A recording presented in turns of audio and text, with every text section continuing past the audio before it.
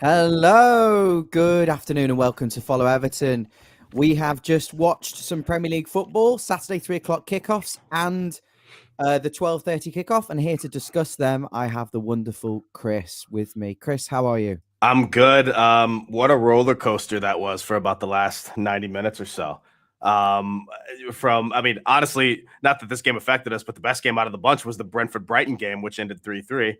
Yeah. But obviously we have more important things to talk about than that, so we'll get to that later. But a couple of decent results for us, a couple that weren't exactly in our favor, and one that honestly I think might prove to be in our favor down the line, but we'll get to that here in a second. What did you think?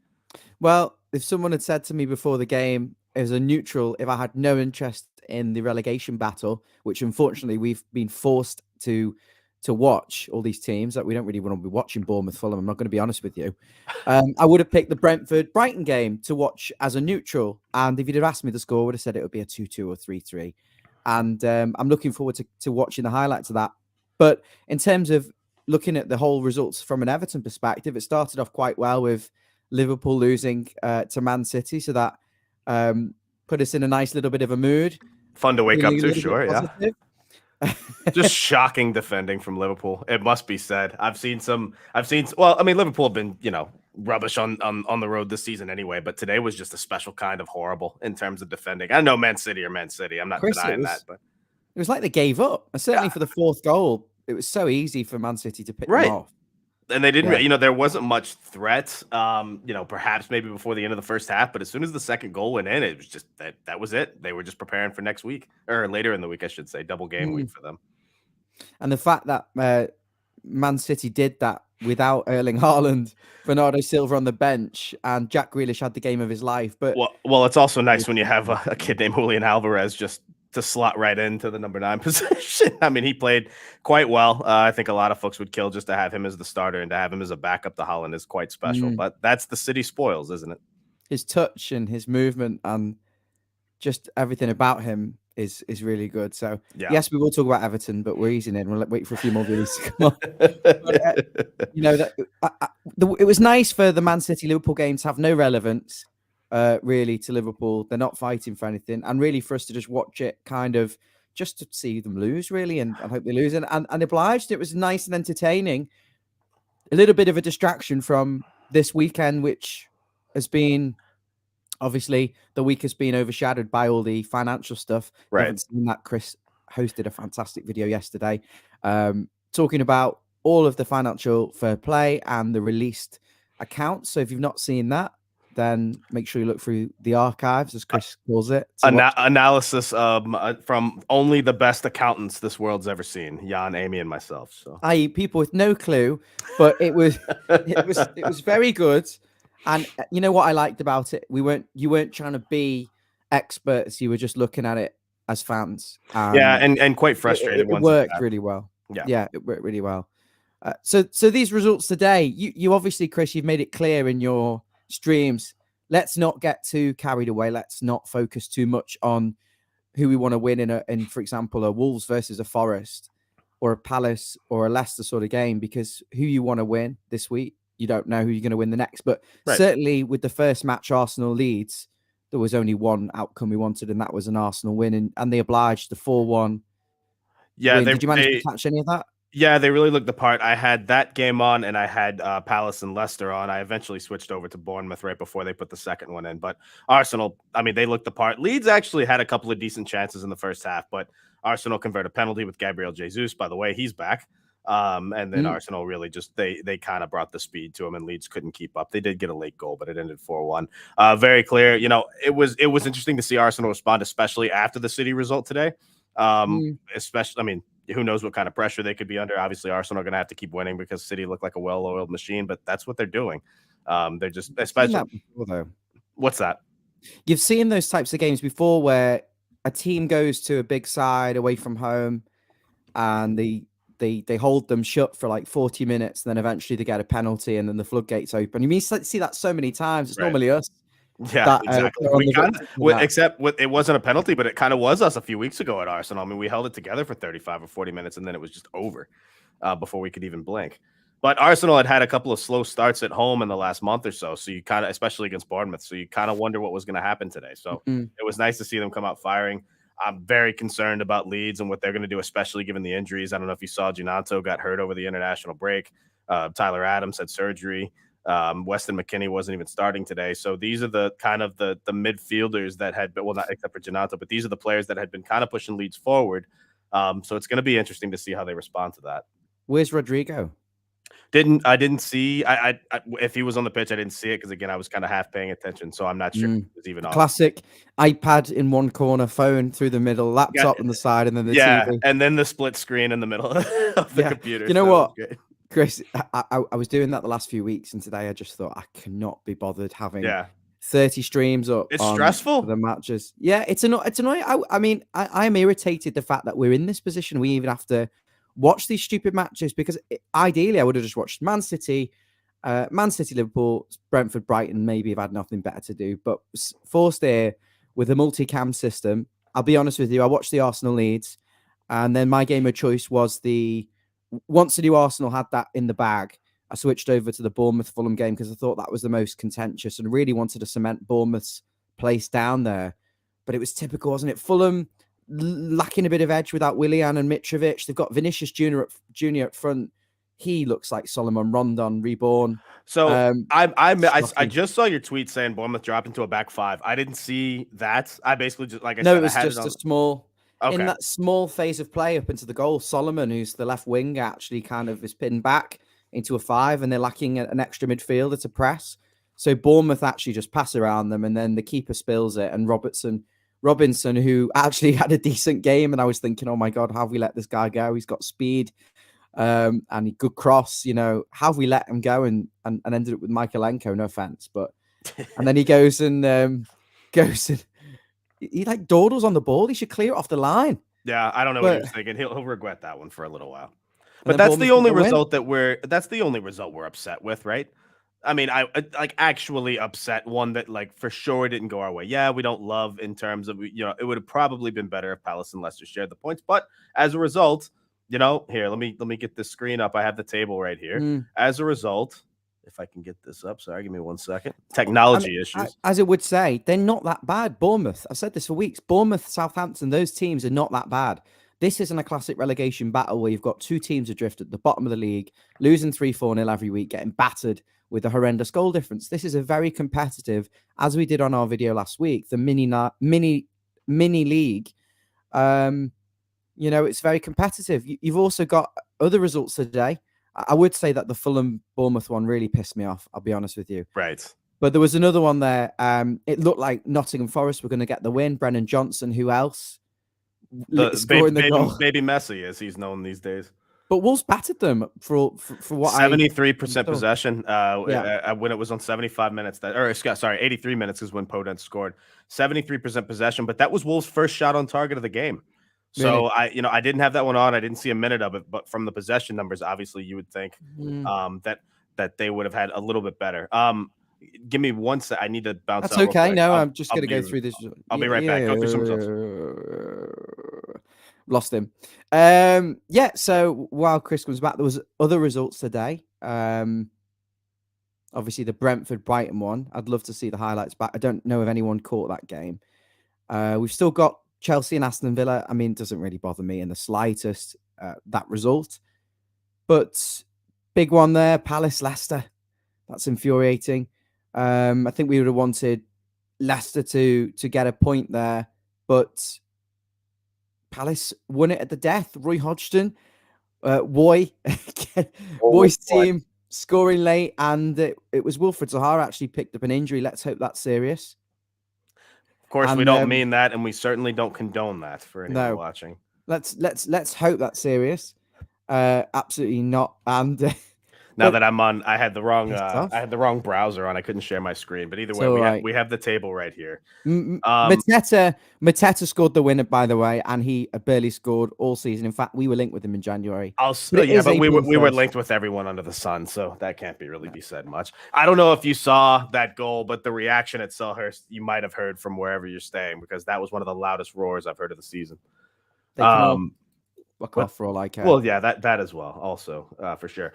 Listen, at the end of the day, here's what it looks like, and even the most pessimistic of pessimists can't be mad with the fact that we have a team that's below us in the bottom three with the same number of games played, 1 point below us. And I know we didn't expect it to be Leicester. Certainly, I didn't. And I said this on our preview or our bottom nine show or whatever it was. We keep waiting for Leicester to put it together, and they just won't. Leicester looked shocking that entire second half. Other than the goal, right after that, Palace equalized. Maybe You watched this game, did you? I watched this one. I had this one on.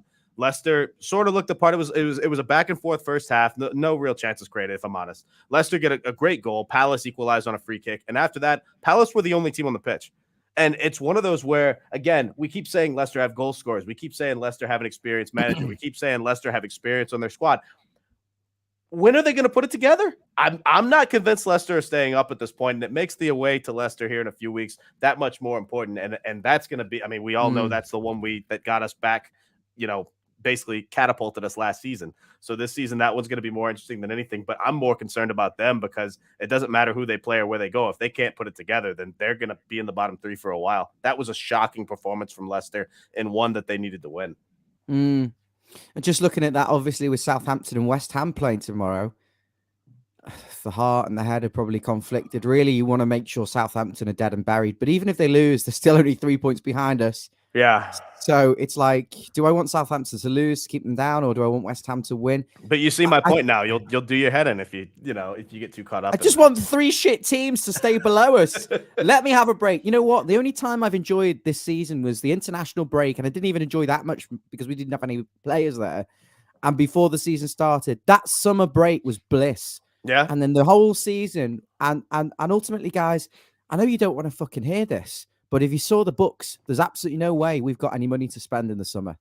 We will not have a pot to piss in, and I expect more of the same until we get to Bramley Moor. So enjoy it while it lasts, because this is what we've been dragged through, and this is what we're forced to contend with. Sorry for my language, but this is a candid reaction straight after the results, and emotions are running extremely high, Chris. No, they are. And again, as we said multiple times yesterday, we're frustrated. We're fed up.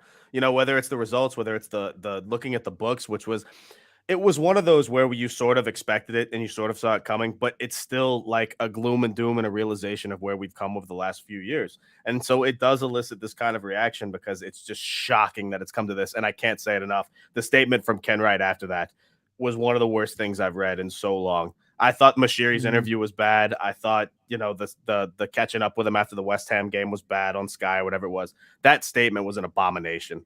And all it did was make things worse in terms of everybody. Like, that statement was so bad that even Ken Wright's fervent supporters had to be like, what the hell was that? Sometimes it is better to say nothing than to say something that might wind people up more.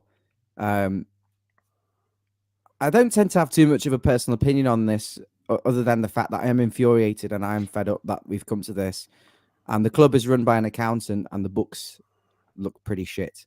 I mean, some of these things, I mean, we paid £13.5 million on intermediaries to buy the dregs of the league.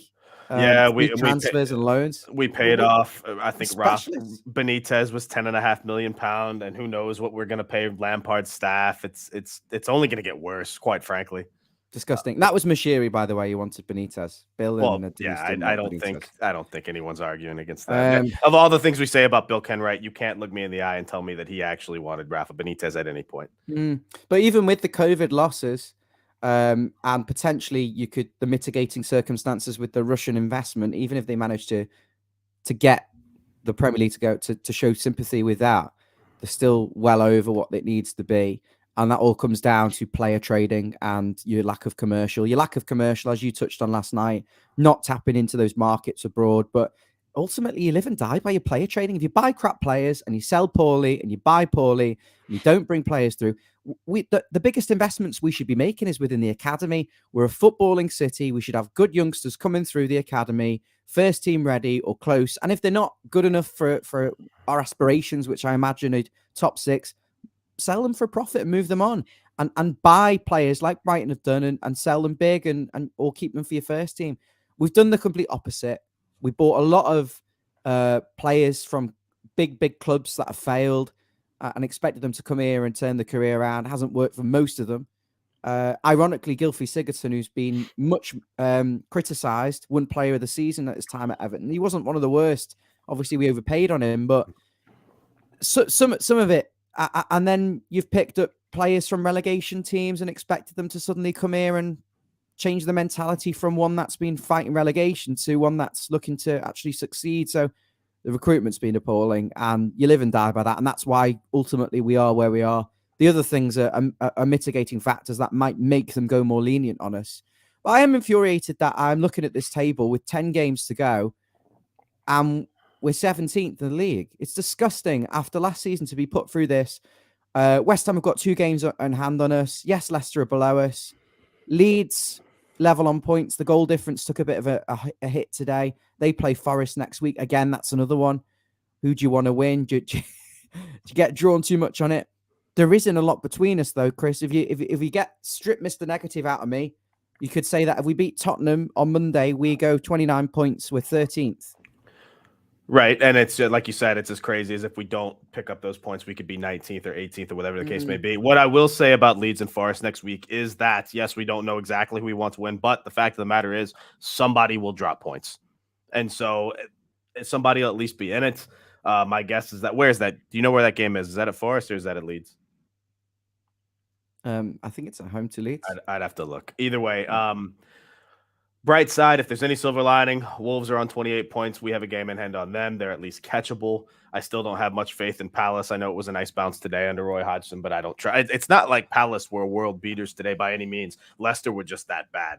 Now, having said all of that, Palace do have the quote-unquote easiest schedule as they play everyone else in the bottom 9. So even if they're just mediocre, if they catch another team on even a half a day, they can find a draw or perhaps even a win as well. I'm worried because on paper, I would say that West Ham are too good to go down. I'd say that Leicester are too good to go down. And I'd say that Wolves are too good to go down. But the way this season's worked, paper doesn't really mean anything. You would expect potentially Bournemouth and Southampton and Leeds to be the 3 to go down. I'm starting to think maybe Forest can get... So I really hope that Forest and Leicester are really in the mud. I know a lot of people in the comments are saying that. Chris is saying Leicester look in trouble. Kevin's saying Leicester in the SHIT. I'll tell you what, I Bournemouth. You don't want to get drawn into this, do you? Because I don't mind it. I don't mind talking about, what I will say is week to week, so many things change. And I keep preaching it, but just in different ways. But like Bournemouth for weeks have looked like a team that want to stay up. I mean, they are that scrappy team that it just feels like they won't take no for an answer, whether it's the Arsenal game where they gave up that ridiculous lead. But then the next week they just come back and they beat Liverpool. And then today they come back from 1-0 down against Fulham. They don't hang their heads after going down. It's like Bournemouth, as of the last month, have not looked like now a 15th place team. They're not in the bottom 3 anymore. And that's what I say. Let's say Bournemouth find a win next week, right? And all the results go their way. That means Bournemouth have now in 2 weeks time, or really 7 days time, gone from 19th to 12th. And that's how crazy the next 7-8 weeks are going to be in this season. So we just can't get too worked up. Yes, I understand it's frustrating where we're at. It's just going to change so much every week. I do look at Everton, and I mean this in the nicest way possible. And I know the fans want positive energy and stuff, but we don't actually have any right to stay up with the fixtures that we've got and the lack of players that we have in the front areas and the lack of creativity in midfield. We don't actually have a right to stay up, do we, Chris? You wouldn't say on paper we have a squad there. I would say we're touch and go, but I do think we also have the potentially to fit. Potentially. I think potentiality. I think we could still finish 12th. Yeah, but at the same time, I could still see us finishing rock bottom 19th. 20. No, but you make a great point, because if you just strip the name Everton off of the squad and you just put all of these teams and put their schedules up and their current goal scorers and all that kind of stuff and just left it all blank, any neutral would point to that team and be like, yeah, they're probably going to go down. And there's not much of an argument. If you put the fixtures, yes, it's a little bit helpful that we have some of these at home and our home form's been okay lately, and that's great.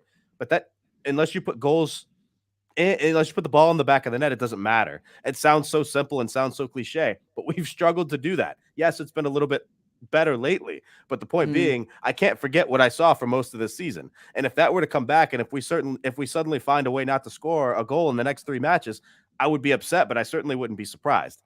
The reason I can also see us finishing bottom is because we play Brighton, City, Man United, and Tottenham, and on paper, you would probably expect those teams to be the favourites. They should beat us. So there's only so many games you can win. And I really wish the Wolves Southampton games were now. Kind of these next two fixtures, get them out of the way, hopefully get 6 points in the bag instead of leaving it so late and potentially it coming down to the last couple of games of the season. That's a concern. What I will say is that regarding Brighton and United, that's actually going to be an interesting scenario because United's a little bit soon, but United and Brighton both have extreme fixture congestion for the rest of the season.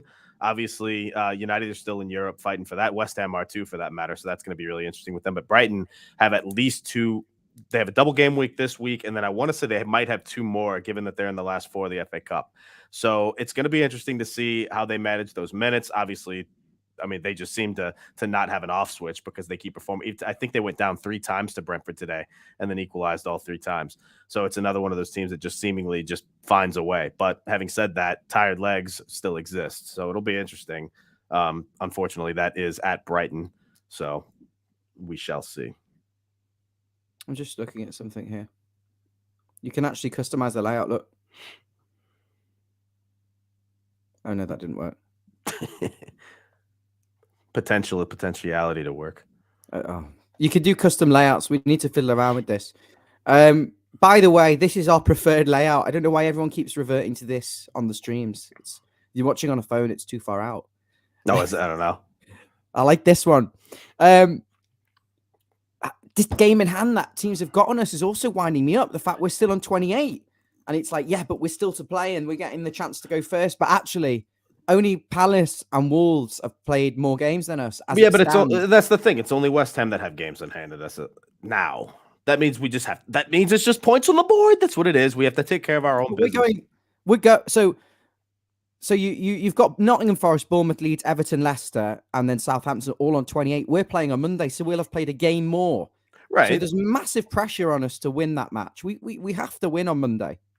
I agree. That we had a bit of conflicting opinions a couple of days ago on whether, if 75, 80 minutes, it's 0-0 or 1-1, do you go for the win? I say yes, and I don't even think about it. A couple of others say we need to play for the draw because a point against Spurs means everything. I can't get on board with that. You'll never please the fans. If we go and attack Spurs and attack United and lose both, fans will go, why didn't you go and try and get a couple of draws? 2 points is better than nothing. But at the same time, beating Tottenham with that strategy and then losing to United is better than 2 points. Mr. Blue Skies makes a great point here. The games in hand get played on Tuesday and Wednesday. A bunch of teams have double game weeks this week.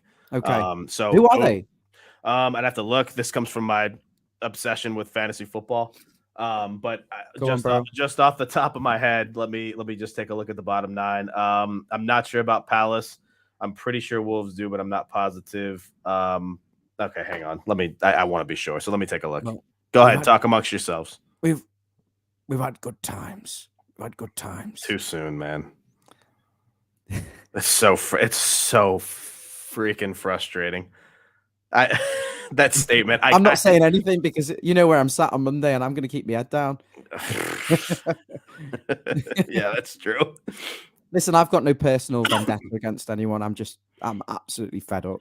Okay, so after Everton Spurs on Monday, excuse me, guys, I'm still dealing with strep throat over here, so bear with me here. Tuesday, we have Bournemouth and Brighton, Leeds and Forest, Leicester and Villa, Chelsea and Liverpool, United and Brentford, West Ham and Newcastle. So really, it's the early 2 games. Well, I guess the early 3 on Tuesday and then 1 on Wednesday. West Ham are home to Newcastle, which is going to be an interesting one. So that's going to be a lot of games made up. Obviously, it'll be much more of a clearer image at that point. As we know, a couple, like we said, with Leeds and Forest, somebody's going to drop points, so that'll help, but it'll also hurt. It'll be a little bit frustrating that. But the bottom line, and I can't say it enough, Spurs is massive. Every game is massive to this point, but we don't have a lot of home games left, and it goes without saying. We've all seen it. We perform better at home. We just have a struggle to get an away win, and I'd love to see it happen, but I'll believe it when I see it. And I don't care where Spurs are, by the way, in the table. I'm tired of hearing that Spurs are a good team and this and that, and we're worried about. We beat Arsenal at home. We beat Brentford at home, who are what are Brentford now? 6th, 7th now. It doesn't matter at that point in the table. We can contend with these teams as we've shown. especially against teams like Brentford and Arsenal. We dominated the entire first half against Arsenal. We dominated the first 50 minutes against Brentford. And then I'm not going to say it fell off the rails. We had to defend quite a bit, but we did. What we need is two good halves. Everton under Dyche have a good first half, apart from Liverpool. We have a good first half where we come out the blocks, we attack, we play on the front foot, we dominate midfield, we get chances, and we spoof them over the bar. And I think in this game on Monday, let's get 2 goals in the first half. Let's get 2 goals in the first half if we're going to do that. And then I don't mind if we sit off a little bit if we need to because we're exhausted, because we've done the job. This is what good teams can do. Get the job done early. We never used to score any goals in the first half, but now we look really on it from the first whistle. I really hope we can nick a win, because I think just looking at the fact that there are games on Tuesday, Bournemouth, I do expect Brighton to beat Bournemouth. I really do, actually. I think that'll be too much for them. I think Leeds and Forest will draw, and I think I'm not convinced about Brighton beating Bournemouth. I'm telling you, Bournemouth are just a different looking squad now. I feel like they've got more confidence now, knowing that they can contend, especially in the games that the Vitality and Brighton have been a bit shaky lately. I don't know. Everything changes week to week, but I certainly wouldn't bet on Brighton that night. Not that we condone betting, of course, but we do encourage you to check out stake.com when you get a chance, just to see what it looks like, I would have preferred these games in hand that these teams have gotten us to be against better teams. I mean, ultimately, we're paying the price for not sacking Lampard after that Bournemouth drubbing. And this is the love thing to bring that up. I'm just trying to smack something.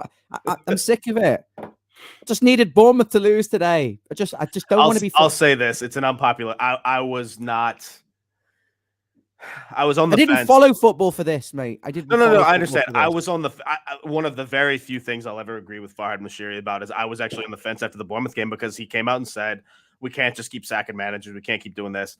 And so I wasn't fully set on sacking Lampard after Bournemouth. Yes, hindsight's 2020. Yes, it would have been better to do that, but I wasn't fully on board with that at the time. And obviously, I was proven not to be super correct, because I fully believe had we done that, not only had we gotten better results in the other 2 games or 3 games, whatever it was, Southampton, Wolves, and West Ham, but we also would have gotten actual players. Who knows who it would have been, because I know a couple of these players wanted to come strictly for Lampard for some reason, which I still don't really understand, because, I mean, other than Alex Iwobi, what player did Lampard really make better on the team? I have no idea. Some people don't even like that I just said that about Iwobi. I don't understand the slagging off of Iwobi that we've experienced the last few weeks, but everybody's entitled to their own opinion, I guess. Yeah. Point being, from a tactical perspective, Lampard was exposed. It's no secret. And so I don't understand why all these players wanted to come. Now, it was a slap in the face that a player like Suleiman is going to pick Southampton over Everton, because it's like Southampton were dead bottom at the time. And so then it really felt like we're just not going to get anybody. Would have been curious to see what happened if Dyche got appointed a month earlier. I've just realised there's an iron in the background. That's ironic. The setup is rushed. Our fixtures, though, Spurs, right? We can beat Tottenham. We can get a draw at United. This is Mr. Positive. This is the Mr. Positive. All right, everybody, get your recorders out. We're not going to get this often. Go ahead. We can beat Spurs 1-0, and we'll get a draw at United, because it's a 12. Michael Keane scores the goal, 1-0 over Spurs. I'm not going that far. It's a 12:30. So the way I see it is that Easter weekend as well? I don't know. That sounds about right, though, timing wise. 12:30 suits the away team, I think, in some atmospheric type stadiums like Old Trafford. I think that will help us a little bit, being the 12:30 game. The following weekend, the Fulham at 3 o'clock at Goodison. That's massive. We've got to get 3 points. I could see us getting 6 points from the next 3 games. There's no excuse whatsoever not to beat Fulham, especially given the way they look today without Mitrovic and Willian. They're going to be without them that match too. There's no excuse not to beat Fulham at home, regardless. I think they'll have Willian. No, it was he didn't get the full 3 games? I don't think he got 3 games. I thought that was a mandatory thing. Okay, my mistake.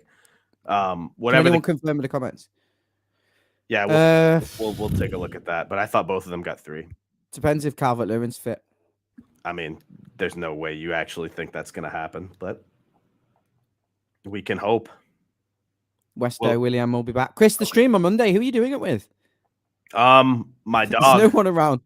Yeah. Do you want Dave? Should we ask Dave to join you so you're not talking Sure, to a brick wall? That's fine. We can pull it off either way. Post-match reactions get some people in the comments, so I can just ramble on and on or talk to this pen if we want. But no, anyone's welcome. Almost anyone. I'm formally inviting Dave Weston on for the pre-match show. Dave, if you're still watching. If the Blues is listening, he's in the comments. I won't do it with him, but anybody else is fine.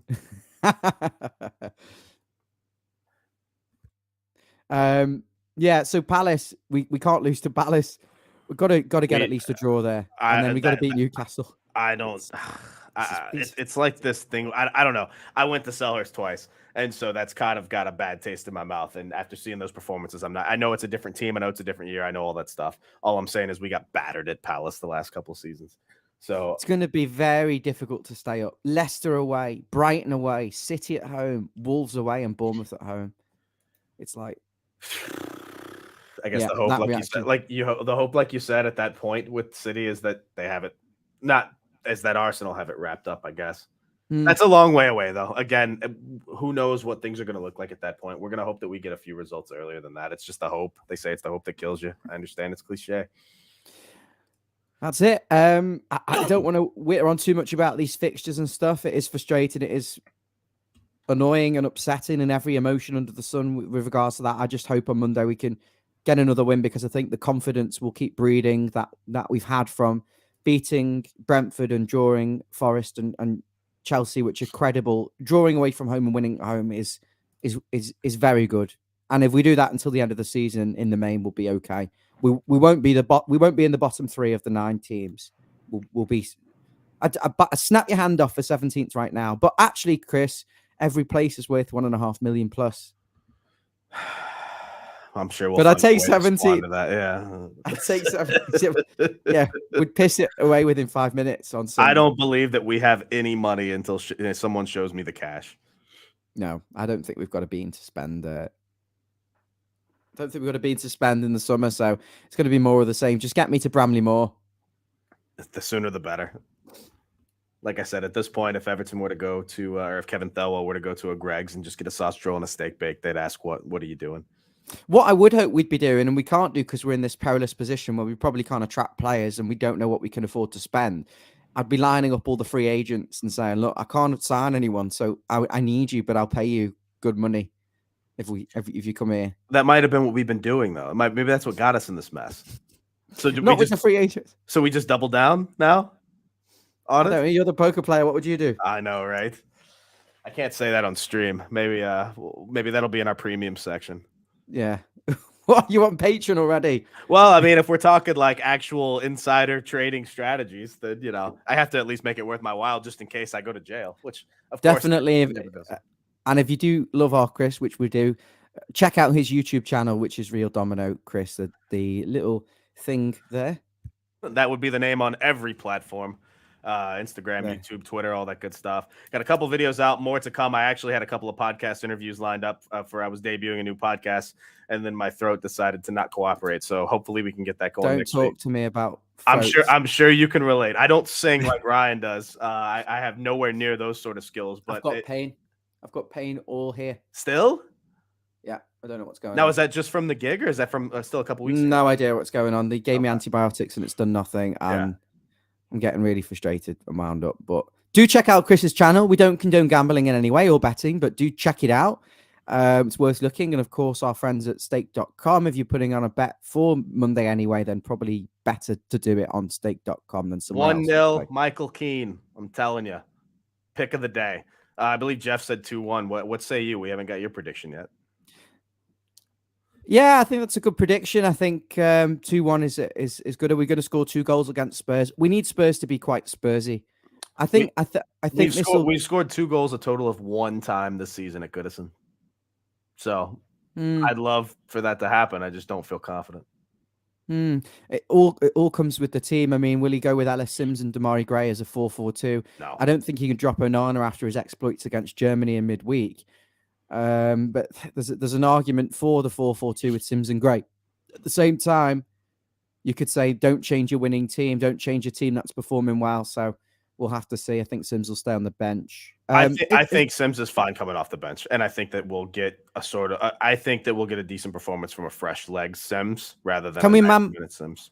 Can we man mark Kane? Because I think if we, as Chris Litch is saying, if we can just stick someone on Harry Kane for 90 minutes, I think we'll be all right. Because Who's it going to be? he doesn't have the pace and skill to beat players. He just gets in the right positions to score. You're going to man mark him with Michael Keane then? I mean, all Michael Keane joke. Oh, with Ghana then. I mean, well, if Kane's getting deep, then it's got to be somebody like Keane or Tarkovsky. But Tarkovsky's too versatile to man mark anybody. I don't know. That's going to be a tough ask, I think.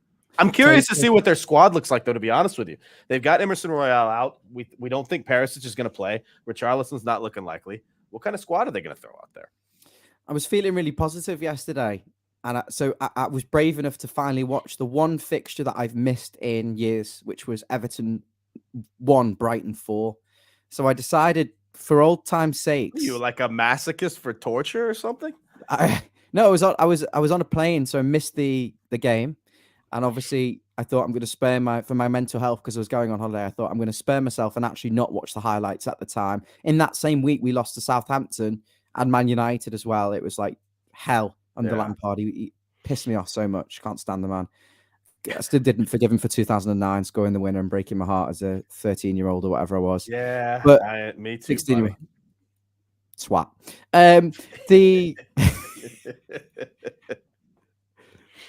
Don't care whether it's the watershed. This is my channel. That's right. Don't watch if you don't like it.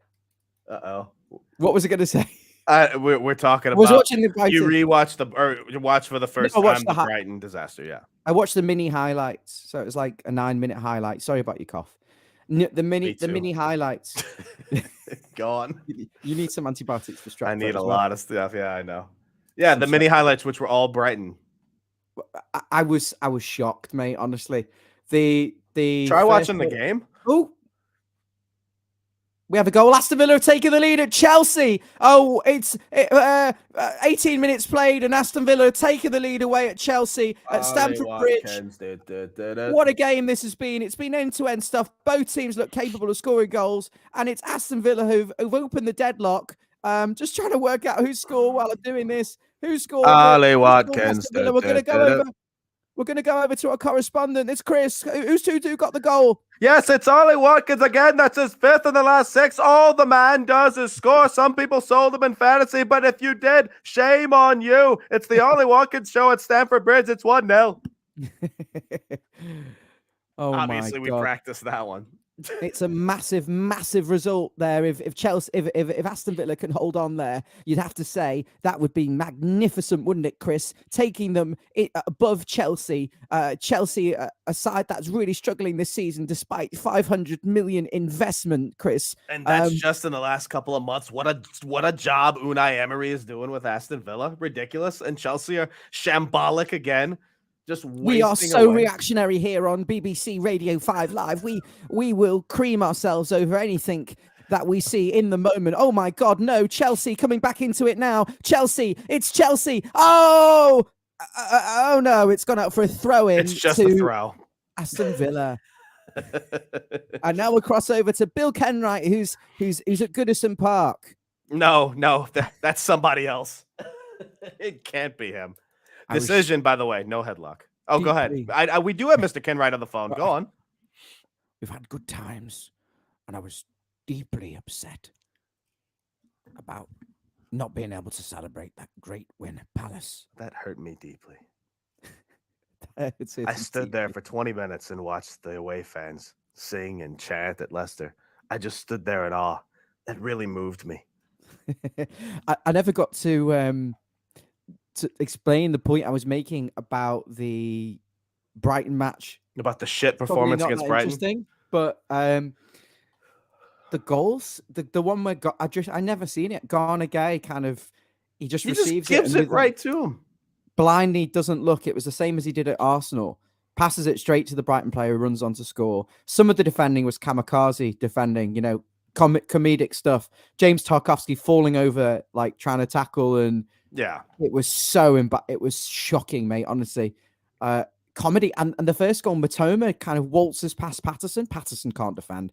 Waltzes past Patterson. Waltzes past Cody, who's so passive and slots. I know this is months ago, but you can see why Patterson's wouldn't be getting in and Cody's out the equation. He's far too passive. So And we've seen that multiple times this season from Connor Cody. And I love the things that Connor Cody says. I love the seemingly leadership qualities he brings, but he's like you said, he's just too passive. We saw it against Villa. We saw it against Brighton. Brighton was, I don't know if that's my least favorite fixture of the season other than West Ham, but it's up there. Wolves, you can make a case for as well. The Wolves in the Southampton match were just more frustrating because we actually took the lead. It's going to take me a lot. I'll tell you this, as many games as I've gotten to go to this season, I am so glad I was not at the Wolves game because you would have not have wanted to see me after that one. I don't know which window I would have punched, but it would have been rough. We might all get to laugh at this at the end of the season. I sure hope so. I remember feeling very numb and kind of just an air of acceptance when we lost to Wolves, and the Southampton game was just pathetic. How we crumbled to such a poor side at home. The Wolves game was the first game back after the World Cup. We have a month and a half off or whatever it was, and then we come back and do that. But the belief wasn't there. And even if you watched us during that break, when we played Celtic, for example, we were terrible. We played like a low block against Celtic. It was embarrassing. Yeah. We were so bad. We should have absolutely got rid of Lampard months ago, and we would never have been in this mess, even without strikers and decent wingers. We would have been, because we wouldn't have been bad enough to have even been in the battle. To get into this relegation, you have to be pretty crap. Right. You have to do bad things like Leeds did today, giving away penalties and that sort of stuff, which we do, to be fair. But well, and that's why I refuse to accept that this is a relegation side, because we've seen in the short time Deitch has been here the results that are possible with this team. You know, and it might sound ridiculous to some, and it might sound like a homer. I'm just saying it's possible that this team can win. We saw not only a win, we saw them defend a lead for 90 plus minutes. Didn't think I'd say that. But Chris, even though Deitch has done well and he's won 3 games, 2 draws, we're still 17th with 26 points. I understand that. And that you are what your position says you are, as they say here in American football. Often. A shambles. Is there anything else anyone wants to talk about before we wrap things up? This is just a little chit chat. Yeah, recapping the scores if anyone was under a rock most of the day. Liverpool go down at the Etihad 4-1 to Man City. Forest and Wolves share the points at the City Ground 1-1. Arsenal batter Leeds 4-1, and that could have been a lot worse. Bournemouth over Fulham 2-1, a little bit of a late goal there. Again, I don't know what to make of that one. Bournemouth did look a little bit better, but it's not. I don't know. I think Bournemouth stay up. Crystal Palace 2, Leicester 1 at Selhurst. I think Palace were the only team that deserved to win that game. I am so curious to see how Leicester perform. They do have a midweek game, and they were absolutely shambolic today. So it'll be interesting to see if they just give up and if Rodgers actually keeps his job. If he hasn't gotten sacked by now, I'd be surprised if he did. But we saw this last season when Burnley sacked Sean Dyche very late in the season. And then the game of the day so far, Brighton and Brentford 3-3. I think if Leicester would sack Rodgers, I think it would go against them for sure. Yeah, but their last, how many games have they lost now in a row? Or when's the last time they won a game? Bournemouth don't really have a good manager. They got Gary O'Neill, and like all Bournemouth does is continue to sell players and get rid of people and get better. Brighton is who I'm thinking of. They continue to sell players and get better. Yeah, Bournemouth don't. Sorry. And just a reminder that the current score at Chelsea versus Aston Villa: Chelsea 0, Aston Villa 1. 1, 2, Nottingham 3, Forest 4. 1, Wolves 1, Everton 4, Spurs 5. Leicester batter. That would be typical. Could you imagine hearing that on the radio? Everton 4, Tottenham 6. That would reminds me of the 6-2 battering we took a few years ago. Leicester. Mum, I just want to hear what the score is. The Everton score. I didn't get to see the game today. Put the radio on for me. Put the radio on.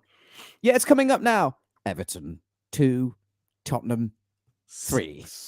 It just stinks. Leicester battered Spurs 4-1, and then in all competitions, including a home loss to Blackburn Rovers 2-1. They have not won in 9 matches. They're trash. So I don't think they're going to put it together, despite what their schedule says. They get Villa next, they get Bournemouth, and it's Man City, Wolves, Leeds. Somebody's going to drop points, and my bet is it's going to be Leicester. But at the same time, I fight against that and say, how is that possible with James Maddison and the players? How are they still in this position? So I would fight against that and say, actually, I don't think Leicester. I think Leicester will just do a great escape. I think Bournemouth are too good to go down. I think Wolves and West Ham on paper are too good. So who the hell's going down?